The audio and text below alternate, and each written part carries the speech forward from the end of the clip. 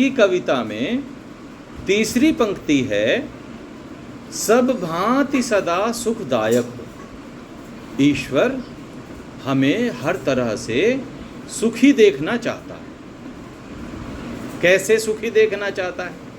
जैसे एक माँ अपने बच्चों को सुखी देखना चाहती है।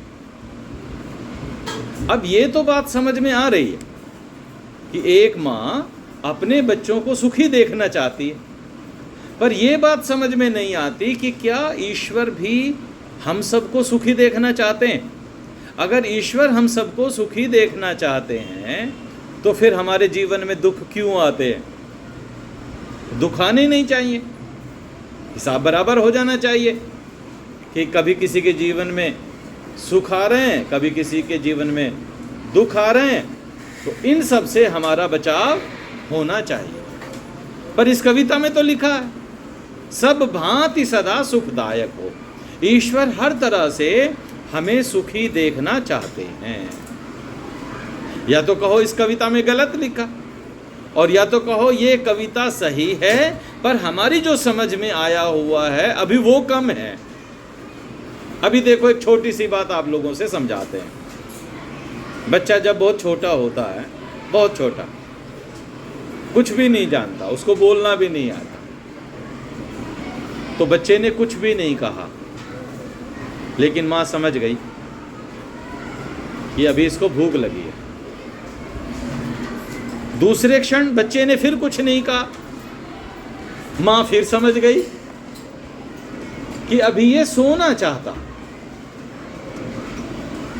बच्चा कुछ भी नहीं कहता और माँ समझती चली जाती, अब ये जागना चाहता है, अब ये दूध पीना चाहता है, अब ये सोना चाहता है, अब ये बैठना चाहता है, अब ये घूमना चाहता है। बच्चे ने माँ से कुछ भी नहीं कहा और माँ सारी बातें समझ गई।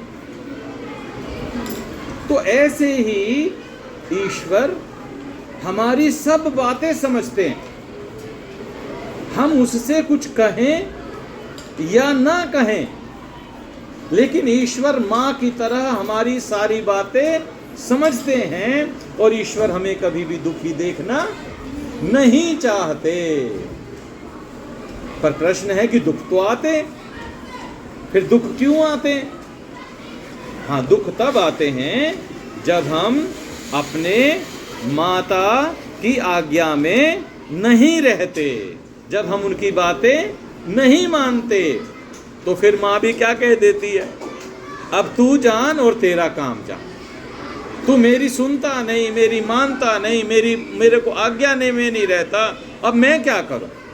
अब मैं भी तुझे जानना छोड़ रही हूं। तो इस तरह से माता भी बच्चे को छोड़ देती है और परिणाम क्या होता है कि हम दुख झेलते रहते हैं, खूब दुख झेलते हैं और जीवन भर दुख ही झेलते रहते हैं। हमें पता ही नहीं चलता कि हमारा जीवन सुख से भरा हुआ हो सकता था अगर हम अपने माता पिता की या ईश्वर की आज्ञा में रहते तो हमें इस कविता से सीख मिलती है कि हमें अपने माता पिता की आज्ञा में रहना चाहिए।